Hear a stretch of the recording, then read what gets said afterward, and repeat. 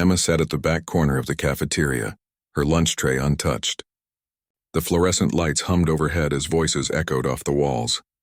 She kept her eyes down, focused on the sandwich her grandmother had packed that morning. Peanut butter and jelly, cut into triangles, just the way she liked it, but her stomach was too knotted to eat. 3 tables away, she could hear them laughing. Jessica and her group always sat in the center of the cafeteria, like they owned the place. They probably thought they did. Jessica's voice carried over the noise, sharp and mocking. Emma knew they were talking about her again. They always were. It had started 3 weeks ago during show and tell. Mrs. Henderson had asked everyone to share something interesting about their families. Most kids brought in boring stuff. Tyler showed pictures of his dad's car. Megan talked about her mom's bakery. When Emma's turn came, she stood up and told the class about her mother. She told them how her mom was a Navy SEAL, one of the few women to ever make it through the brutal training. She described the missions her mother went on, the countries she had visited, the times she had been away for months. Emma talked about the medals in the box under her mother's bed, the challenge coins from different units, the photographs her mom kept locked away but sometimes showed her. The classroom had gone quiet. Too quiet. Then someone snickered. Emma saw Jessica whisper something to the girl next to her. Mrs. Henderson had smiled kindly and thanked Emma for sharing, but the damage was done. By lunch that day, the whispers had started. By the end of the week, they had turned into open mockery. Jessica led the charge, of course. She told everyone that Emma was a liar, that she made up stories for attention. She said Emma probably didn't even have a mom, that she was just trying to sound cool by inventing an action hero mother. Emma had tried to explain. She brought in a photo, but Jessica said it was just some random woman in uniform that Emma had found online. She mentioned the times her mom video called from overseas, but they said she was probably talking to an actress or a friend playing pretend. Nothing Emma said made any difference. The more she tried to prove it, the more they laughed. Her grandmother had noticed Emma coming home quieter each day. Sarah Mitchell was a strong woman who had raised Emma since she was 3 years old, helping out while Emma's mother served overseas. She had asked what was wrong, but Emma just shook her head. She didn't want to worry her grandmother. She didn't want to seem weak. Besides, her mother had taught her to be tough. Navy SEALs didn't complain. They didn't give up. They pushed through the hard stuff. Emma tried to remember that as Jessica's voice drifted across the cafeteria once again. I heard she told Mr. Peterson her mom was on a secret mission in Africa. Jessica was saying, loud enough for half the room to hear. Like, seriously? Does she think we're stupid? Her friends giggled. Emma gripped her sandwich tighter, the bread squishing between her fingers. My dad says women can't even be SEALs, another voice chimed in. Emma recognized it as Brandon's. He says it's too hard. So she's definitely lying. Emma wanted to stand up and scream that they were wrong. Women could be SEALs. Her mother was proof. She had the trident to prove it, the symbol that meant everything. But Emma stayed silent. What was the point? They wouldn't believe her anyway. The bell rang, signaling the end of lunch. Emma threw her uneaten sandwich in the trash and headed to her next class. English with Ms. Rodriguez. At least that was one place where she felt safe. Ms. Rodriguez was kind, and she actually listened when Emma talked. The afternoon dragged on. In science class, Emma partnered with a quiet boy named Marcus who never said much but didn't tease her either. They worked on their project about the solar system in comfortable silence. In gym, Emma ran laps around the track trying to burn off the frustration building inside her chest. By the time the final bell rang, Emma was exhausted. Not from the schoolwork, but from holding everything in. She packed her backpack slowly, waiting for the hallways to clear before heading to her locker. She had learned that trick. If she waited, she could avoid Jessica and her group, but today Jessica was waiting. She stood by Emma's locker with 3 of her friends, arms crossed, looking like she had all the time in the world. Emma's heart sank. She thought about turning around, going to the bathroom and waiting them out, but her homework was in her locker. She needed it. She walked forward, keeping her head down, hoping they would get bored and leave. No such luck. Hey, Emma, Jessica said in a fake, sweet voice. Tell us another story about your superhero mom. Did she save the president today? Fight off some bad guys? Emma opened her locker, trying to ignore them. Her hands shook slightly as she grabbed her math textbook. Come on, don't be shy, Jessica continued. We all want to hear about your make-believe mom. Does she fly planes too? Maybe she's an astronaut when she's not being a SEAL. The other girls laughed. Emma bit the inside of her cheek, tasting blood. She would not cry. She absolutely would not cry in front of them. I bet her mom is just some secretary or something, one of Jessica's friends said. And Emma's embarrassed, so she makes up all this stuff. Or maybe she doesn't have a mom at all, Jessica added. Maybe that's why she lives with her grandma. Maybe her mom abandoned her because Emma's so weird. That was too far. Emma spun around, her eyes burning. Take that back, she said quietly. Jessica smiled, sensing victory. Make me. Emma's hands clenched into fists. Her mother's voice echoed in her head, telling her to stay calm, to be the bigger person, to walk away from fights that didn't matter. But this mattered. This was about her mom, about the woman who sacrificed everything to serve her country, who missed birthdays and holidays and regular life just to keep people safe. Before Emma could respond, a voice cut through the tension like a knife. Is there a problem here? Everyone turned. Mrs. Henderson stood at the end of the hallway, her arms full of papers, her expression stern. Emma had never been so relieved to see a teacher in her life. No problem, Jessica said quickly, her smile sliding back into place. We were just talking. Mrs. Henderson's eyes narrowed. Then I suggest you head home. The buses are leaving. Jessica and her friends scattered, throwing looks over their shoulders as they went. Emma slumped against her locker, her whole body trembling. Mrs. Henderson walked over. You okay, Emma? Emma nodded, not trusting her voice.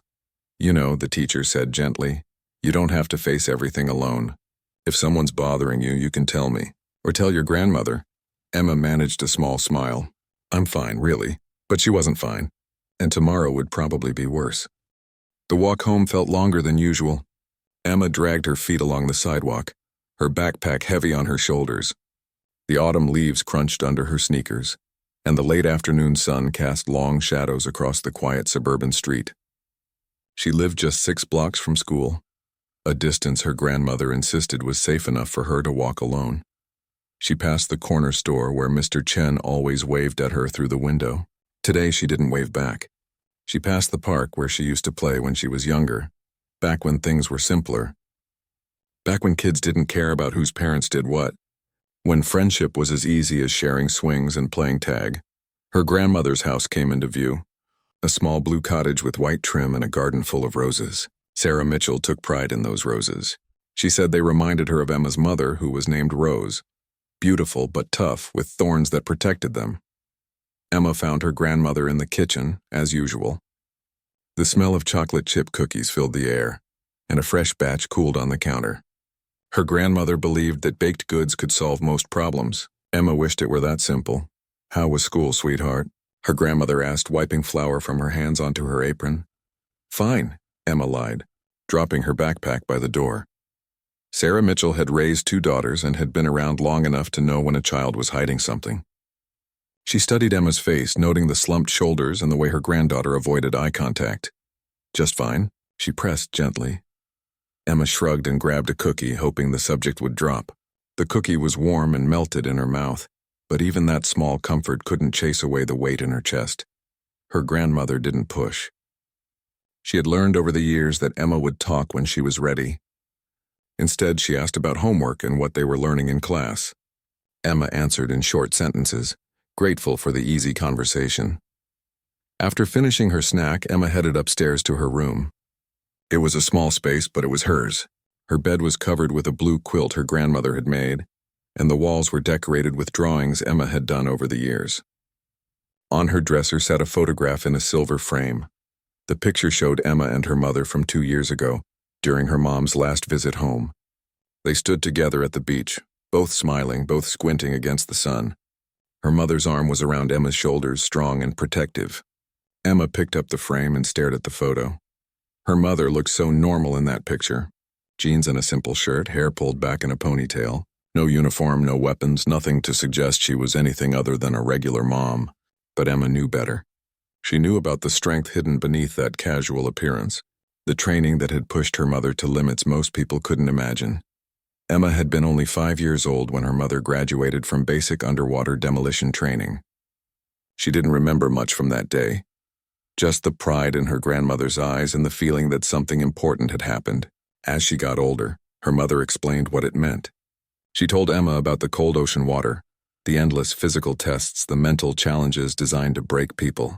She told her that most people quit, but she hadn't. Emma set the frame back down and pulled out her homework. Math problems stared up at her from the page, numbers and equations that seemed meaningless compared to what she was dealing with. She forced herself to focus, working through each problem mechanically. An hour later, her grandmother called her down for dinner. They ate quietly, just the two of them at the small kitchen table. Meatloaf and mashed potatoes, comfort food that reminded Emma of every family dinner she'd ever had. Her grandmother talked about her day, about the neighbors and the grocery store, and the latest news from her book club. Emma listened, grateful for the normalcy. After dinner, Emma helped with the dishes. They had a routine. Emma washed, her grandmother dried. It was during these quiet moments that Emma often opened up about things bothering her. Tonight was no different. "Grandma," Emma said, scrubbing a plate under the warm water, "do you think Mom will ever come home for good?" Her grandmother paused, dish towel in hand. "She'll come home when her service is done, honey. You know that. But when will that be?" "I don't know," her grandmother admitted. "Your mother made a commitment. She believes in what she does." Emma rinsed another plate. "Kids at school don't believe me when I talk about her. They think I'm making it up." There it was. The truth, finally out in the open. Her grandmother set down the dish she was holding and turned to face Emma fully. "Why would they think that?" Emma's throat tightened. "Because they say women can't be SEALs. They say I'm a liar. They laugh at me." Her grandmother's expression hardened. "Who says this?" "Just some kids. It doesn't matter. It matters if it's hurting you." Emma turned off the water and dried her hands. "I don't want to talk about it anymore." Her grandmother reached out and gently turned Emma to face her. "Your mother is one of the bravest people I know. She earned every bit of respect she has. Those kids don't know what they're talking about." "I know that," Emma whispered, "but they don't believe me. They think I'm weird." "Being different isn't the same as being weird," her grandmother said firmly. "Your mother taught you to be strong. Don't let small-minded people take that away from you." Emma nodded, but the words didn't ease the pain. Being strong was exhausting. Sometimes she just wanted to be normal, to have a mom who picked her up from school every day and came to every parent-teacher conference. She loved her mother fiercely, but she also resented the absences, the missed moments, the empty chair at school events. That night, Emma lay in bed staring at the ceiling. The house was quiet except for the tick of the hallway clock and the occasional creak of old wood settling. She thought about tomorrow, about facing Jessica and her friends again. She thought about the weeks of mockery still to come. Her phone buzzed on the nightstand. Emma grabbed it, her heart jumping. A text message from an unknown international number, but Emma knew who it was. "Hi, sweetheart. Missing you. Stay strong. Love, Mom." Emma read the message 3 times. Her mother rarely had access to phones, and when she did, the messages were brief. But they were lifelines, reminders that somewhere in the world her mom was thinking about her. She typed back quickly, "Miss you too. When are you coming home?" The response came faster than expected. "Soon, very soon. I have a surprise." Emma smiled for the first time all day. A surprise could mean anything. Maybe her mother would be home for her birthday next month. Maybe she'd get leave for a whole week instead of just a few days. Emma let herself imagine her mother at school, proving to everyone that she was real, that Emma hadn't been lying. But that was just a fantasy. Her mother's visits were always brief and private. She never came to school. She couldn't, really. Her work was classified, and she kept a low profile when she was home. Emma understood that, even if it made things harder. She set her phone down and closed her eyes, trying to fall asleep. Tomorrow was another day. Tomorrow she would have to be strong again, face the mockery again, pretend it didn't hurt. But tonight, for just a moment, she could hold on to her mother's message and believe that things might get better. Outside her window, the autumn wind rustled through the trees, and somewhere far away her mother was thinking of her too. The next morning arrived too quickly. Emma's alarm clock buzzed at 7, pulling her from a dream she couldn't quite remember. She hit the snooze button once, then twice, before finally dragging herself out of bed. The house smelled like pancakes, which meant her grandmother was already up and trying to brighten Emma's day with breakfast. Emma moved through her morning routine on autopilot. Shower, brush teeth, get dressed. She picked out jeans and a plain gray hoodie, Nothing that would draw attention. These days, invisible felt safer than standing out. She braided her long brown hair, then undid it and tried a ponytail instead. Nothing felt right. Downstairs, her grandmother had laid out a feast. Pancakes, bacon, orange juice, and fresh fruit. It was too much food for one person, but Emma knew what her grandmother was doing. Comfort through cooking. Love expressed in butter and syrup. Big day today? Her grandmother asked, flipping another pancake. Just a regular Thursday, Emma replied, sliding into her chair. She ate quickly, barely tasting the food. Her mind was already at school, already preparing for whatever Jessica had planned. Emma had learned to read the signs. Yesterday's confrontation at the lockers meant today would be worse. Jessica never let things drop. She was like a shark that smelled blood in the water. The walk to school felt like a march to battle. Emma kept her head down, counting cracks in the sidewalk. 43 cracks between her house and the corner. 67 more to the school entrance. Small details helped distract her from the knot in her stomach. She arrived just as the first bell rang. Students flooded through the doors. A river of backpacks and voices. Emma let herself be carried along, anonymous in the crowd. She made it to her locker without incident, grabbed her books for first period and headed to class. History with Mr. Wallace was first. Emma liked history. She liked learning about the past, about people who had done brave things. Mr. Wallace was talking about World War II today, about the soldiers who fought on the beaches of Normandy. Emma thought about her mother, about modern warriors who still put their lives on the line. Emma, can you tell us about the significance of D-Day? Mr. Wallace asked. Emma looked up, surprised to be called on. It was the Allied invasion of Nazi-occupied France. June 6, 1944. It was one of the largest military operations in history. Mr. Wallace smiled. Very good. And what made it so dangerous? The soldiers had to storm the beaches under heavy fire. Emma continued. They knew a lot of them wouldn't survive, but they went anyway. Because some things are worth fighting for. The classroom was quiet. Even Jessica, who sat 3 rows over, didn't make a sound. Mr. Wallace nodded slowly. Exactly right, Emma. Courage isn't the absence of fear. It's doing what needs to be done despite being afraid. Emma felt a small glow of pride. At least in here, talking about history and bravery, she was respected. If only that respect carried into the hallways. The class ended and Emma gathered her books. She was heading toward the door when she heard Jessica's voice behind her. Of course she knows about military stuff. She probably reads fiction books about it and pretends her mom is the hero. Emma's jaw clenched, but she kept walking. Don't engage. That's what her grandmother said. Don't give them what they want. Second period was math, which Emma usually enjoyed. Numbers made sense. They followed rules and had clear answers. But today she couldn't concentrate. Mrs. Chen was explaining algebraic equations and Emma's mind kept drifting. She thought about her mother's last text. Soon. What did that mean? Soon could be weeks or months in military time. By lunch, Emma's nerves were frayed. She bought a small salad and found a seat at her usual table in the corner. Marcus, the quiet boy from science class, sat down across from her. Emma looked up, surprised. Mind if I sit here? He asked. Sure, Emma said. They ate in comfortable silence for a few minutes. Marcus was reading a book about space exploration, occasionally glancing up to take a bite of his sandwich. Emma appreciated that he didn't feel the need to fill every moment with conversation. I heard what Jessica said in history class. Marcus finally spoke. Emma's shoulders tensed. Yeah, she's wrong, you know, Marcus continued, still looking at his book. My uncle is in the Marines. He told me about female SEALs. They're real. It's really hard to become one. Emma stared at him. You believe me? Marcus looked up, meeting her eyes. Why wouldn't I? My uncle says some of the toughest people he's ever met were women in special operations. He says they have to be twice as good just to be taken seriously. Something loosened in Emma's chest. One person believing her. One person who didn't think she was lying or attention-seeking. It was such a small thing, but it felt enormous. Thanks, Emma said quietly.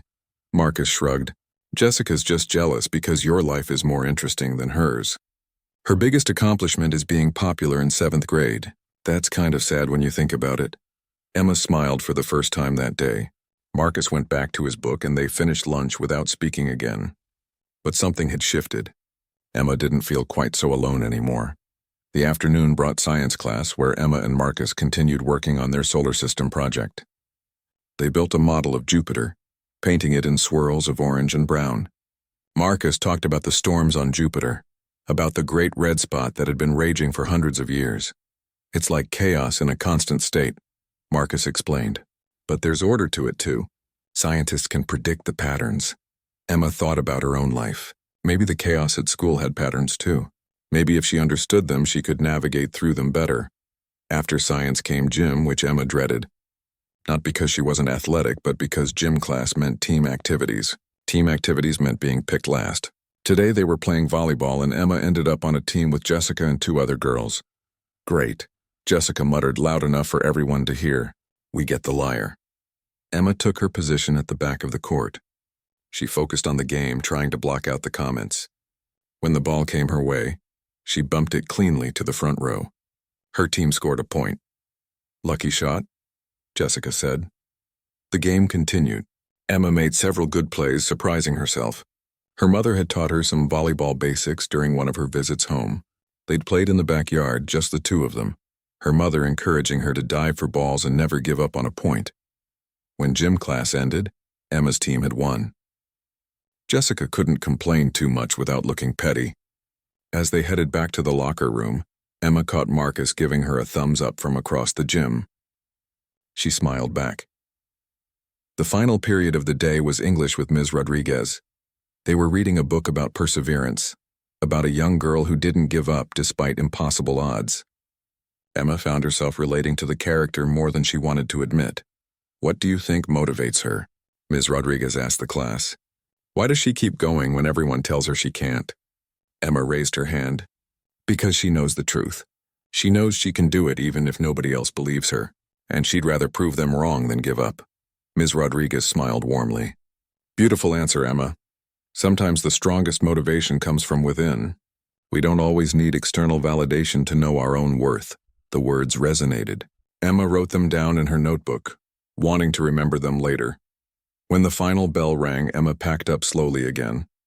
But this time, instead of fear, she felt something different. Not quite confidence, but a small spark of determination. Marcus had believed her. Ms. Rodriguez's words had strengthened her. Maybe she could handle whatever came next. She walked to her locker, and this time Jessica wasn't waiting. Emma grabbed her things and headed home, the autumn air cool on her face. Tomorrow was Friday.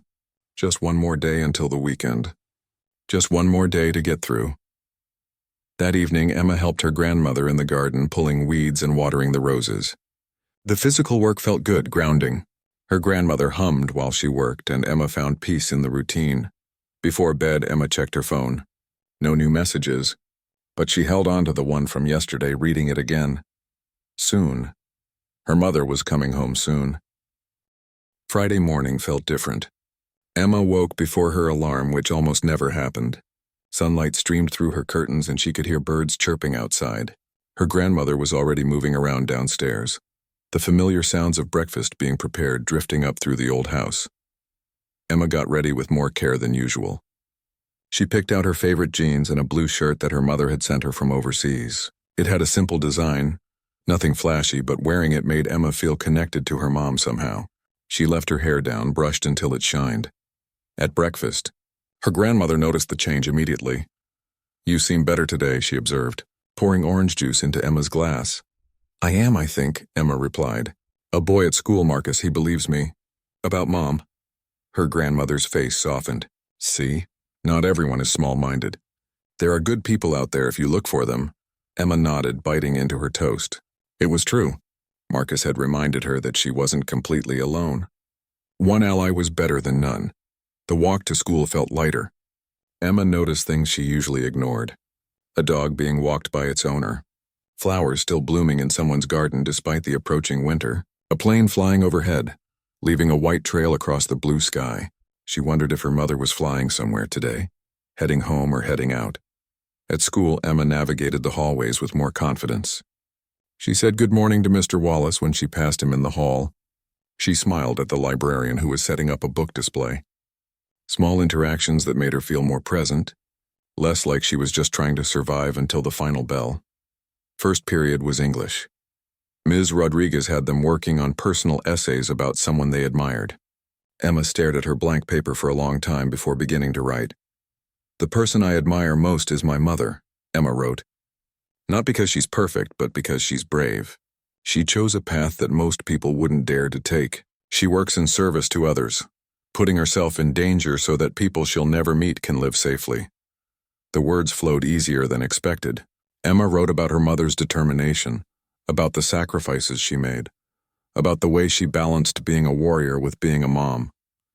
She wrote about video calls from halfway across the world, about letters that arrived weeks late, about the strength it took to love someone you couldn't see every day. When Ms. Rodriguez called time, Emma had filled 3 pages. She felt raw and exposed, like she'd revealed too much, but she also felt lighter. Getting the words out helped.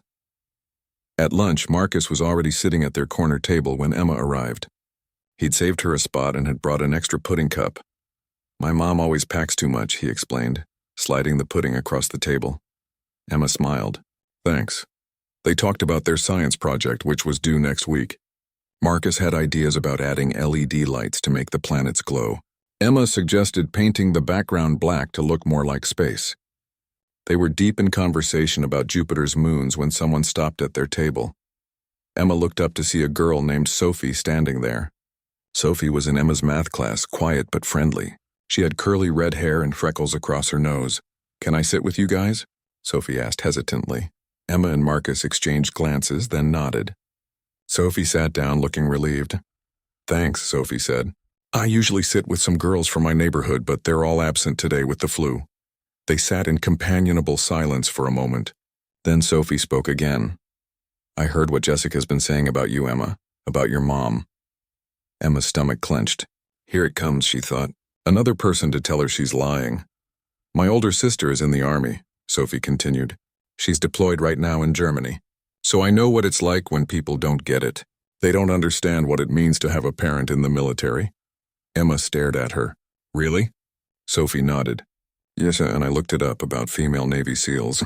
They exist. There aren't many, but they're real, so I believe you." Emma felt tears prick her eyes. 2 people. 2 people who believed her without proof, without demands for evidence. It seemed like such a small thing, but it changed everything. "Thank you," Emma whispered. Marcus raised his juice box. "To people who actually use their brains instead of just following what Jessica says." They all clinked their drinks together, and Emma laughed. A real laugh, not forced or fake. It felt good. The rest of lunch passed quickly. Sophie told them about her sister's letters from Germany, about the castles and the food and the funny differences between American and German culture. Marcus shared stories about his Marine uncle's adventures. Emma found herself talking more freely about her mother, about the challenge coins and the rare phone calls and the way her mom could do more pull-ups than most men. When the bell rang, Emma didn't want lunch to end. For the first time in weeks, she'd felt normal. Not the girl with the made-up stories, just Emma talking with friends about life. Afternoon classes went by in a blur. Emma paid attention and took notes, but her mind kept drifting back to lunch. To the feeling of being believed, of being accepted. She realized how much she'd been craving that simple acknowledgement. In gym class, they played basketball. Emma's team won again, and this time Jessica couldn't even blame it on luck. Emma had scored several baskets, her muscle memory kicking in from the times her mother had taught her to shoot hoops in the driveway. As they headed back to the locker room, Jessica deliberately bumped into Emma's shoulder. "Don't think you're special just because you got lucky in a stupid game," Jessica hissed quietly. Emma stopped and turned to face her. Something had shifted inside her since yesterday. The fear was still there, but it was smaller now, more manageable. "I don't think I'm special," Emma said calmly.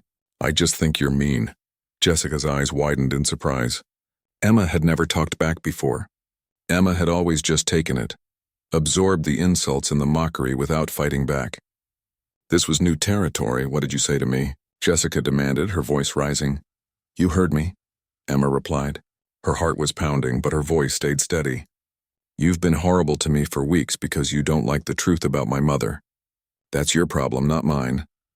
Other girls were starting to watch now. The locker room had gone quiet. Jessica's face turned red. "You're such a liar," Jessica shot back. "Everyone knows it." Actually, Sophie stepped forward from the crowd.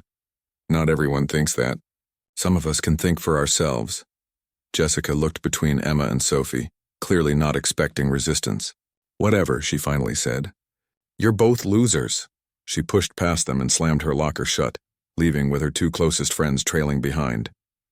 The tension in the room broke and conversations resumed.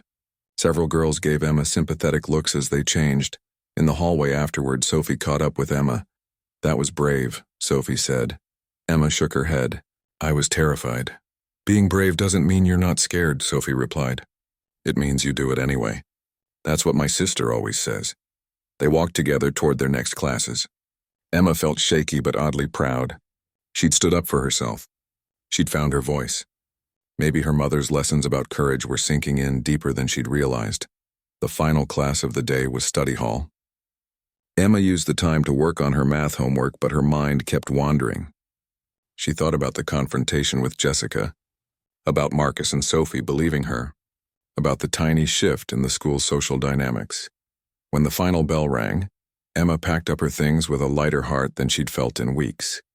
She met Marcus and Sophie by the front entrance and they walked together toward the parking lot. Want to hang out tomorrow? Sophie asked. My mom's taking me to the library and then we're getting ice cream. I'd like that, Emma said. I'll ask my grandma. They exchanged phone numbers, making plans. Real plans with real friends. Emma hadn't realized how isolated she'd become until now, when she was no longer alone. On the walk home, Emma pulled out her phone and texted her mother, even though she knew there might not be a response for days. Had a better day today. Made some friends. Standing up for myself like you taught me. She didn't expect a reply, so she was surprised when her phone buzzed just minutes later. Proud of you, sweetheart. Remember, you're stronger than you think. See you soon. Very soon. Emma read the message twice, then 3 times. Very soon. Her mother had said that before, but this time it felt different, more immediate. Maybe next week. Maybe even tomorrow.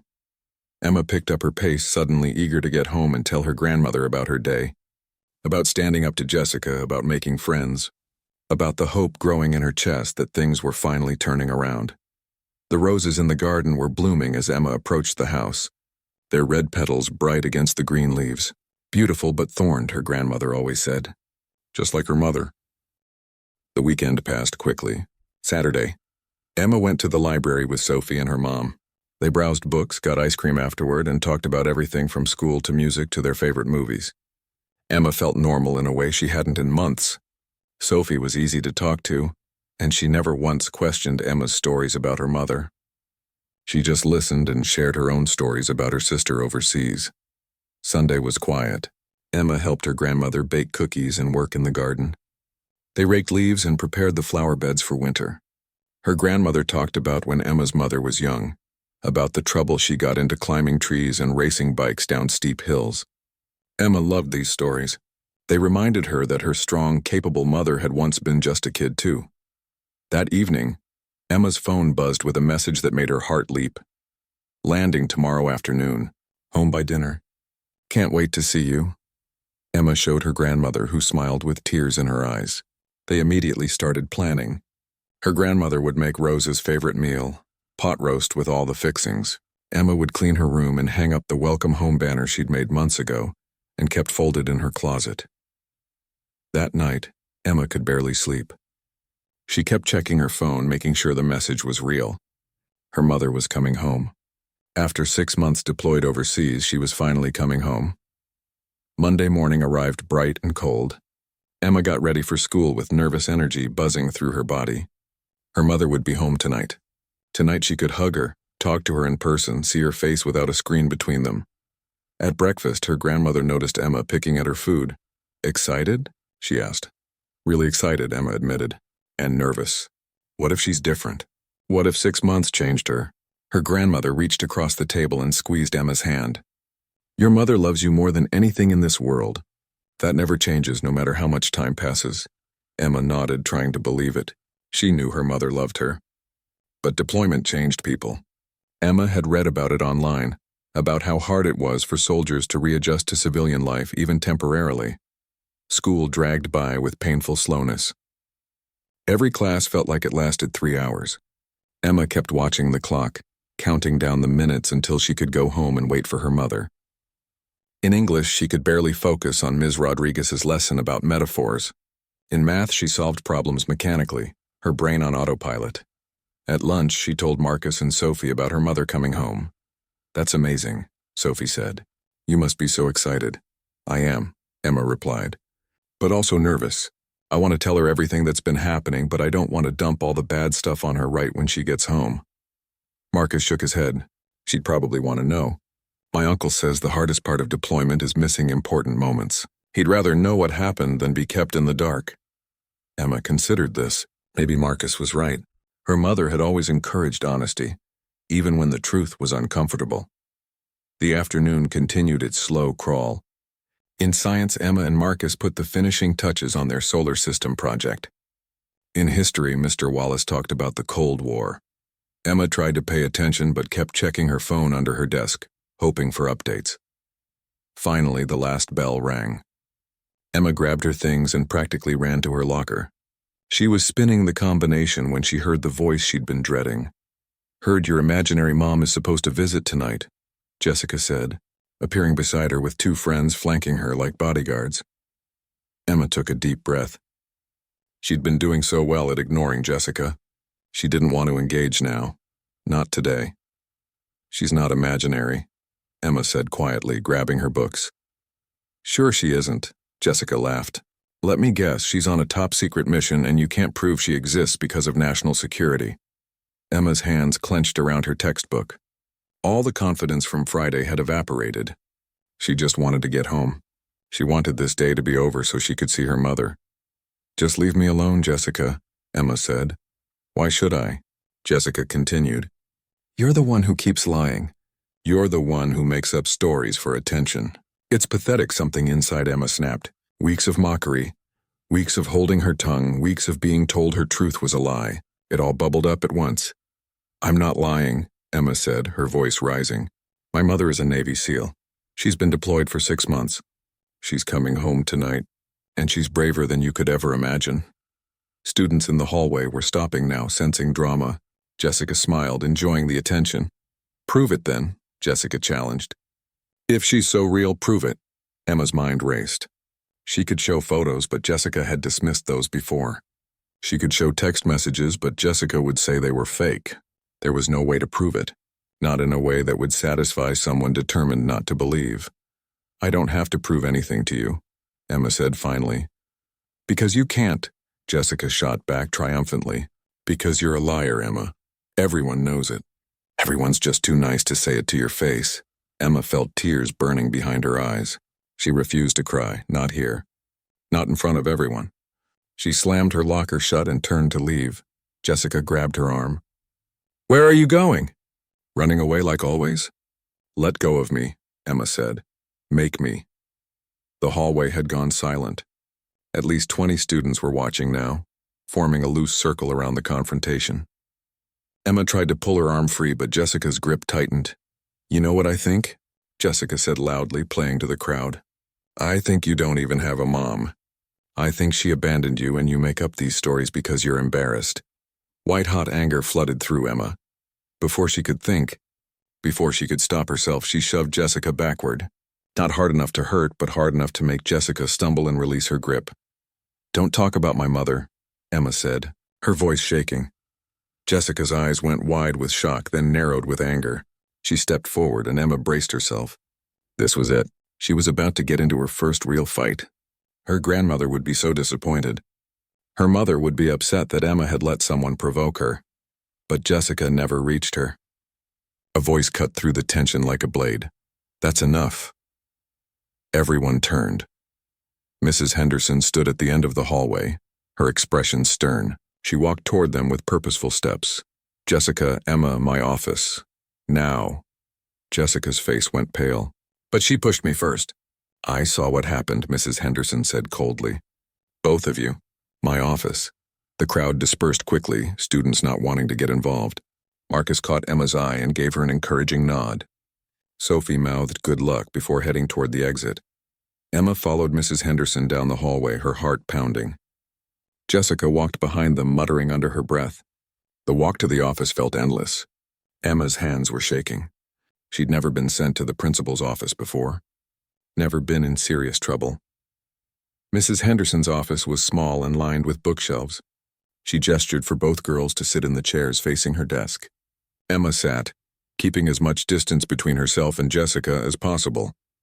"Now," Mrs. Henderson began, folding her hands on her desk, "would one of you like to explain what just happened?"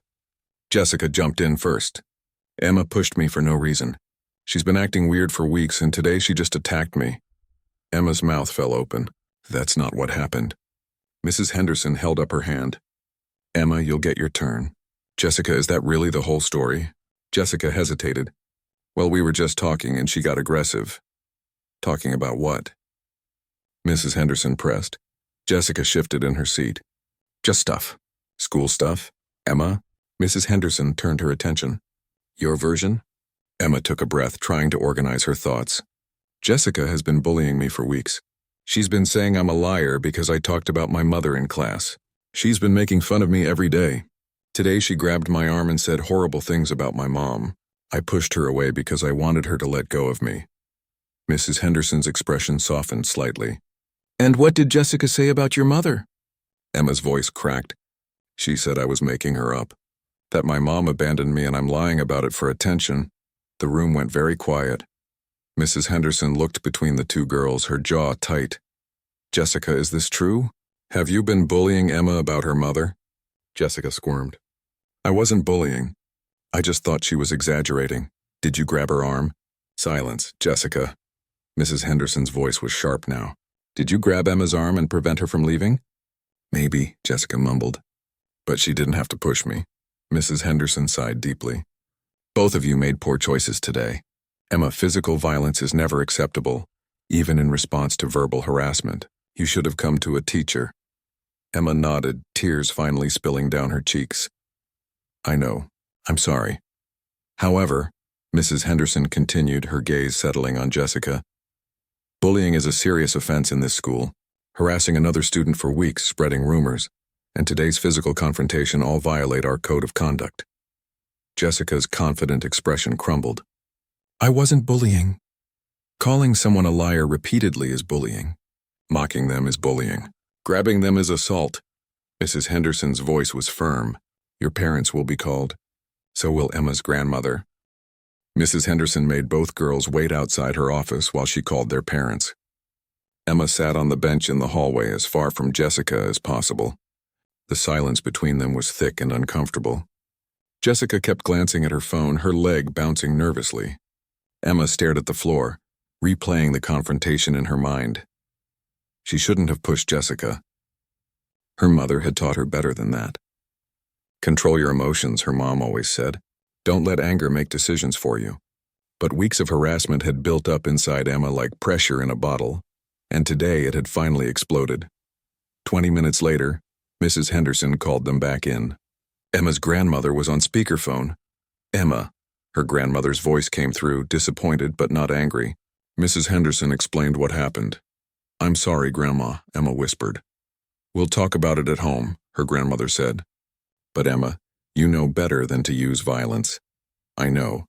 Jessica's mother had arrived in person. She was a tall woman in a business suit, looking annoyed at being pulled away from work. She barely glanced at Jessica before addressing Mrs. Henderson. "What exactly did my daughter do?" she asked, her tone suggesting this was all a waste of time. Mrs. Henderson explained the situation calmly, detailing the weeks of bullying Emma had endured and today's confrontation. Jessica's mother's expression shifted from annoyed to concerned as the story unfolded. "Jessica," her mother said sharply, "is this true?" Jessica looked at her hands. Kind of. Her mother's voice rose. "You've been harassing this girl for weeks?" "She was lying about her mom being a Navy SEAL." Jessica tried to defend herself. "I was just calling her out," Mrs. Henderson interjected. "Actually, I've checked Emma's records. Her mother is indeed Rose Mitchell, active duty Navy, currently serving as a special warfare operator." Everything Emma said was true. The room went silent. Jessica's face turned bright red. Emma felt a small surge of vindication, though it didn't erase the misery of the situation. Jessica's mother closed her eyes and took a deep breath. "Jessica, we're going to have a very long talk when we get home. Mrs. Henderson, what are the consequences?" Mrs. Henderson outlined the disciplinary actions. Jessica would serve detention for a week and would be required to write an apology letter to Emma. If any further bullying occurred, she would face suspension. Emma would serve 1 day of detention for the physical altercation. Emma accepted her punishment without argument. 1 day of detention seemed fair, all things considered. Her grandmother agreed to pick her up after school since the detention would run late. As they filed out of the office, Jessica's mother put a hand on Emma's shoulder. "I'm very sorry for what my daughter put you through," she said sincerely, "and thank you to your mother for her service." Emma nodded, not quite sure what to say.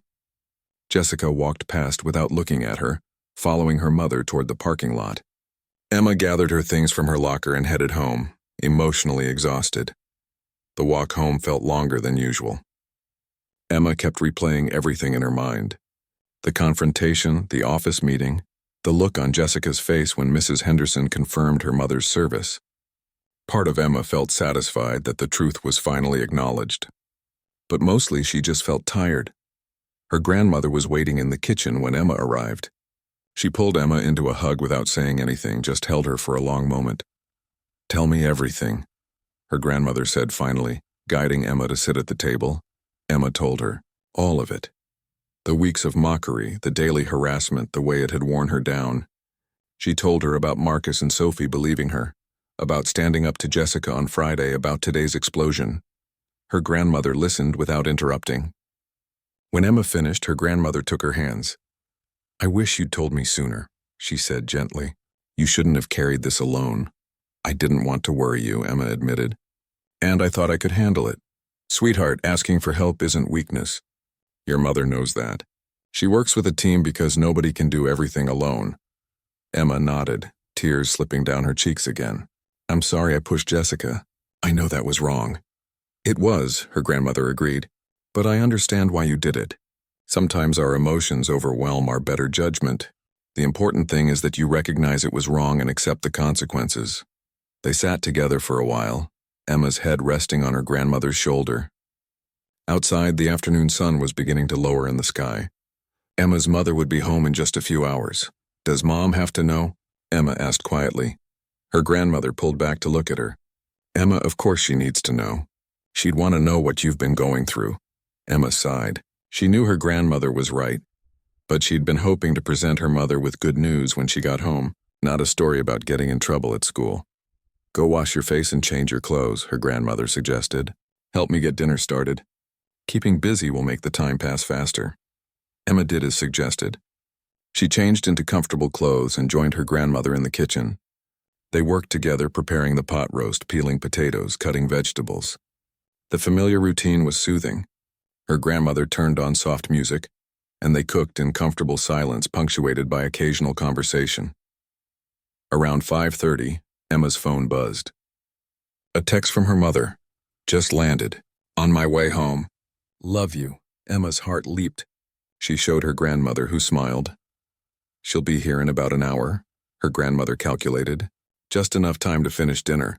The next hour was a blur of activity. Emma set the table with the nice dishes they saved for special occasions. She put out fresh flowers in a vase. She changed her clothes twice, unable to decide what to wear. Her grandmother laughed at her nervous energy but didn't comment. At 6:20, Emma heard a car pull into the driveway. She ran to the window and saw a taxi dropping someone off.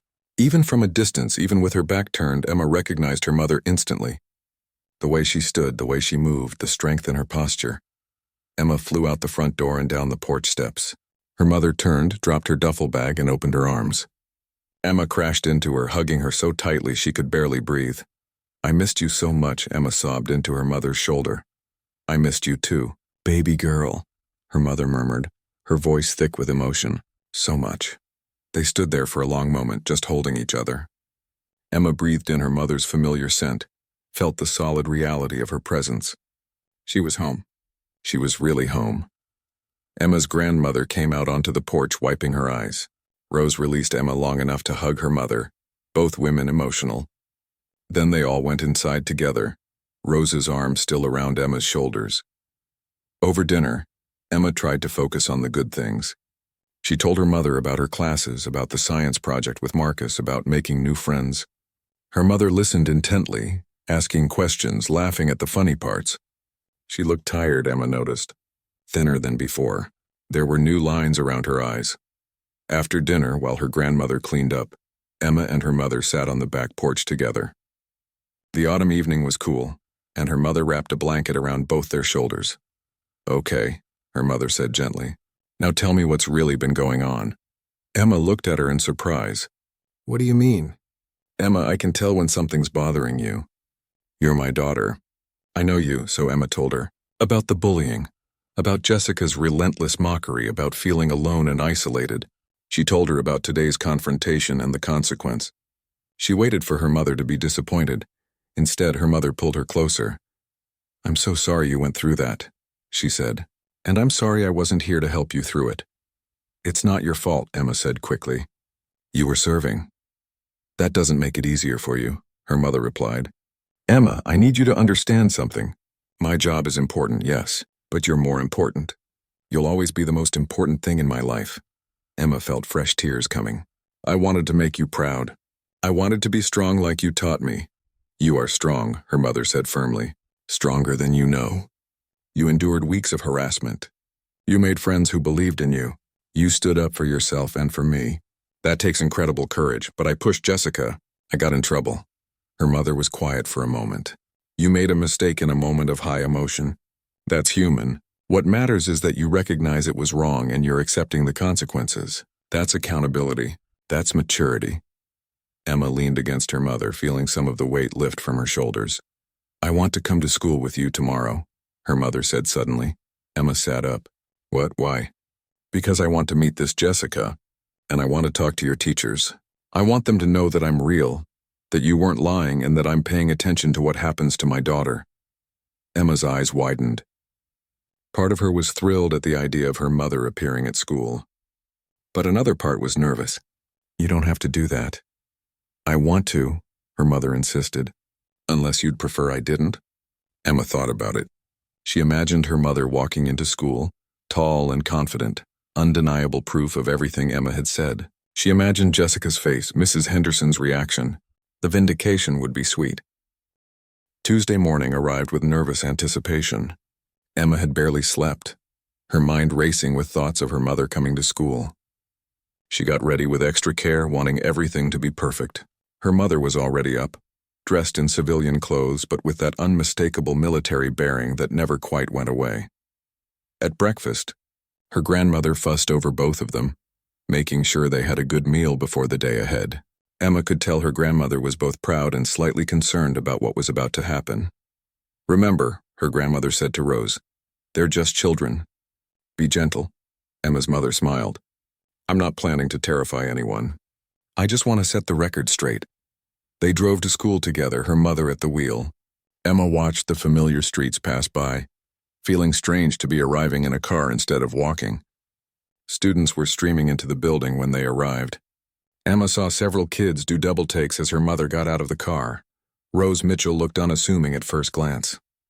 She was of average height with brown hair pulled back in a simple ponytail. She wore jeans and a dark blue jacket, but there was something in the way she moved, in the confidence of her posture, that made people notice. Emma felt a surge of pride walking beside her. They headed straight to the office. Mrs. Henderson looked up as they entered, her eyes widening slightly. "Mrs. Mitchell," she said, standing. "I wasn't expecting you."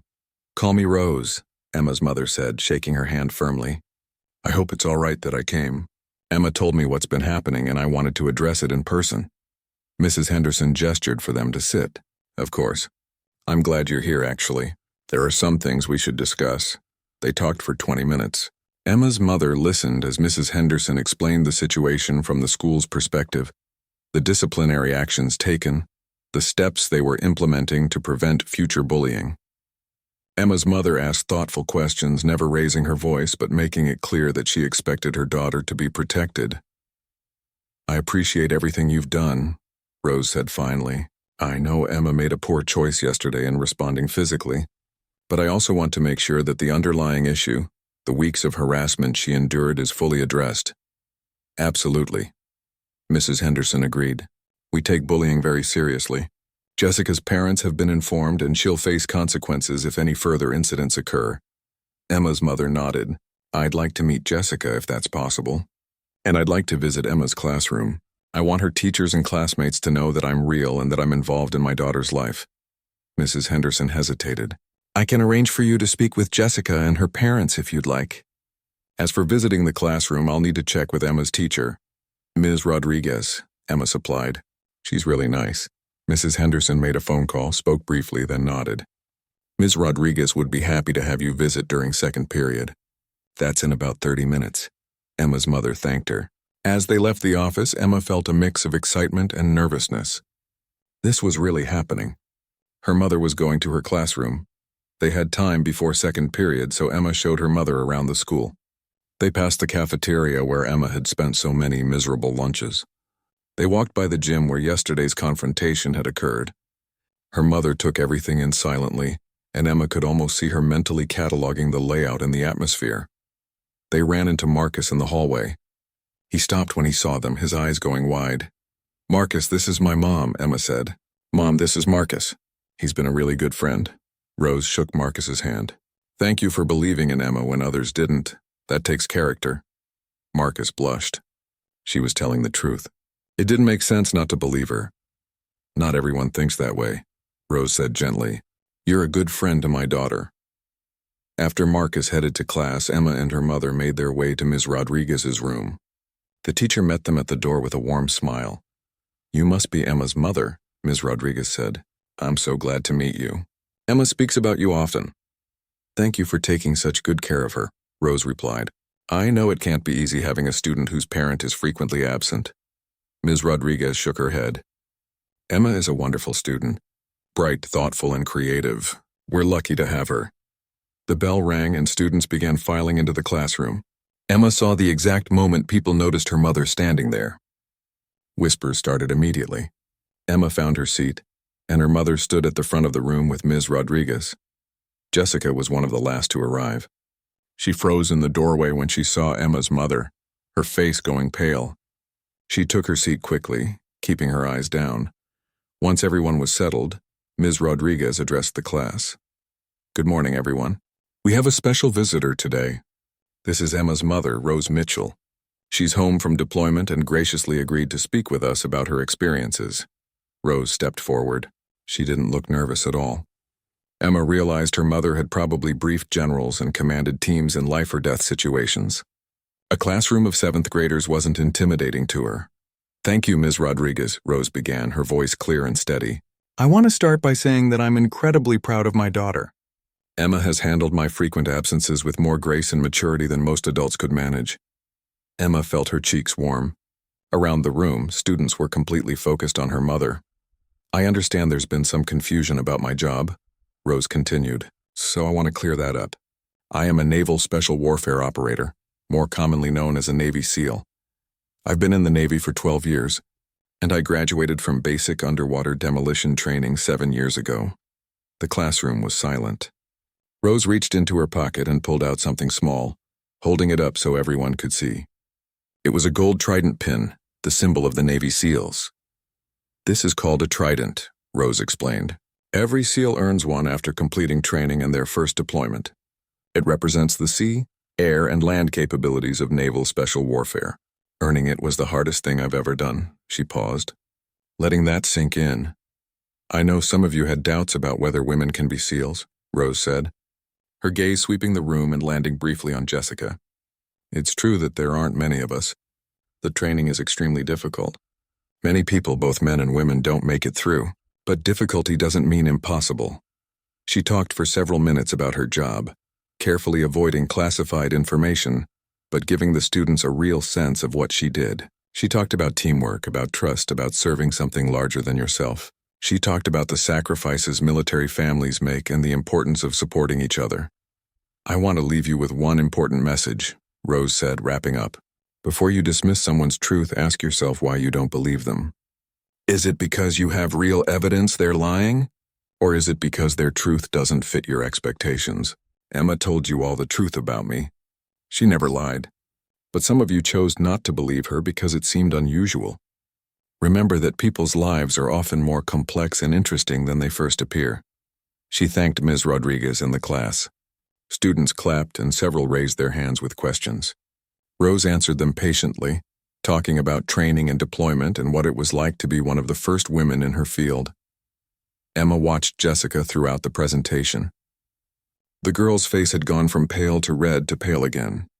She looked miserable, and Emma almost felt sorry for her. Almost. When the bell rang, students filed out slowly, many lingering to ask Rose more questions. Jessica tried to slip out quickly, but Rose called to her.